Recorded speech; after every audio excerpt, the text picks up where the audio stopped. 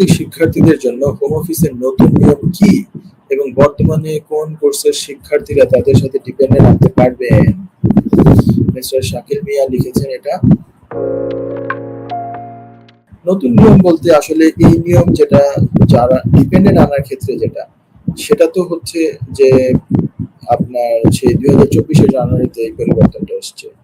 So 1.5 বছর এখন কেউ যদি আমাকে বলে যে এত পুরানো কথা আবার নতুন করে কেন বলেন, মানে অনেকে এটা হয়তো আগে থেকে জানতেন না, ওনারা মনে করছেন এটাই নতুন নিয়ম, কারণ ওনাদের এটা জানার প্রয়োজনই পড়ে না কখনো, ওই জন্য এই প্রশ্ন উনি বলছেন। এমন না যে আমি পুরনো কাশন দিয়ে ঘাঁটি, এটা আমি কখনো করার চেষ্টা করি নাই।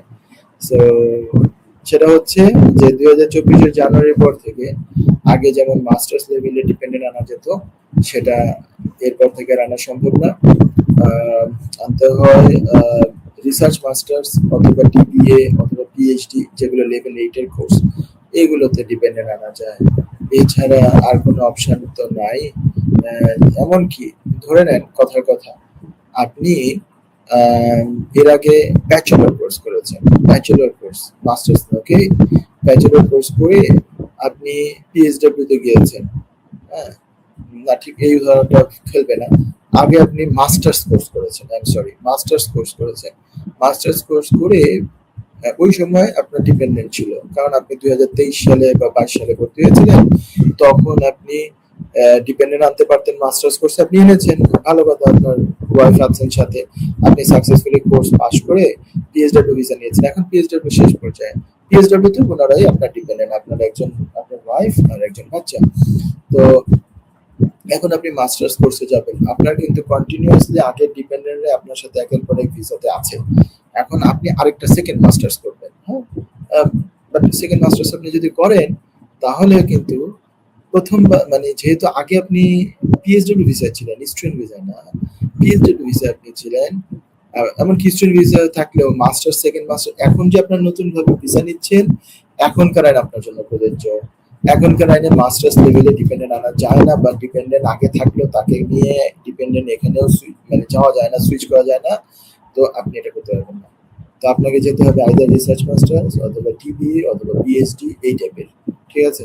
তো এই টাইপের যদি আপনি কোর্স করতে চান, এই টাইপের যদি আপনি কোয়ালিফাই করেন, এগুলো যারা ভর্তি হবেন, একটা সম্পূর্ণ কথা বলে দেই, সেটা হচ্ছে যে 6-7-8 মাস আগ থেকে আপনাদের ইউনিভার্সিটি গুলোর সাথে যোগাযোগ করতে হবে, কারণ এগুলোতে সচরাচর হচ্ছে আপনাকে প্রপোজাল সাবমিট করা লাগে, এগুলোতে আপনাকে ওরা অনেক সময় অ্যাসেসমেন্ট করায়, মানে একটা এক্সামের মধ্যে নেয় অথবা ইন্টারভিউ নেয়।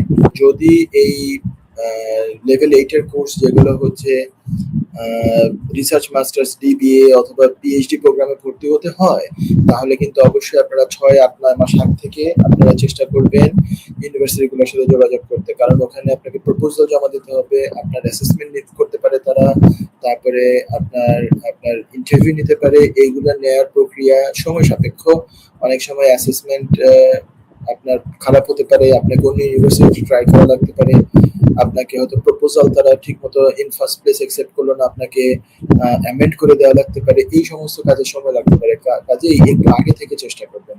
আবার এগুলো সব ইউনিভার্সিটিতে নাইও, হাতে গোনা কিছু ইউনিভার্সিটিতে আছে, তারপরে সেমিস্টার সবসময় এটা নাই, জানুয়ারিতে আছে আর সেপ্টেম্বরে আছে, এরকম ভ্যারিয়াস আছে সিচুয়েশন, ঠিক আছে। তো একটু আগে থেকে, পারলে বছরখানেক আগ থেকেও যদি কন্ট্যাক্ট করেন, নট ব্যাড, ঠিক আছে। এভাবে করে আপনারা লেভেল 8 অথবা লেভেল 8 এর যে কোর্সগুলো, স্পেশালি ডিবিএ, পিএইচডি অথবা অথবা অথবা রিসার্চ মাস্টার্স, এগুলো যেতে পারেন, যেগুলো আপনার ডিপেন্ডেন্ট নিতে পারবেন, আর অন্যগুলো কিন্তু আগেরগুলো আপনি ডিপেন্ডেন্ট নিতে পারবেন না, মাস্টার্স লেভেলে আর পারবেন না। আশা করি আপনি একটা আলোচনা শুনতে পেয়ে আপনার কিছুটা হলেও উপকারে আসতে পারে।